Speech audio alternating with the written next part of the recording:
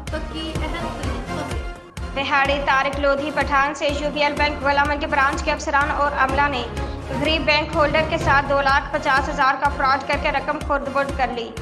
गरीब शहरी ने इंसाफ के लिए यूबीएल बैंक पंजाब पाकिस्तान को तहरीरी दरख्वास्त दायर कर दी। तफसीलात के मुताबिक 911 WB के रहायशी दोस्त मोहम्मद ने तहरीरी दरख्वास्त देते हुए मौक़िफ़ इख्तियार किया कि मैं एक सादा शरीफ शहरी और यूबीएल बैंक गोला मंडी ब्रांच का अकाउंट होल्डर, मेरी अकाउंट में 2,50,000 रुपये जमा थे जो कि बैंक अफसरान और अमला ने मिली भगत से सेविंग अकाउंट बनाने के बहाने खुर्द-बुर्द कर लिया है। मेरे साथ फ्रॉड हुआ है, मेरी रकम 2,50,000 रुपये गायब कर दी है, जिस पर शहरी ने यूबीएल बैंक पाकिस्तान के अफसरान से करप्ट अफसरान अमला के खिलाफ कार्रवाई करने और रकम वापसी करने का मुतालबा किया है।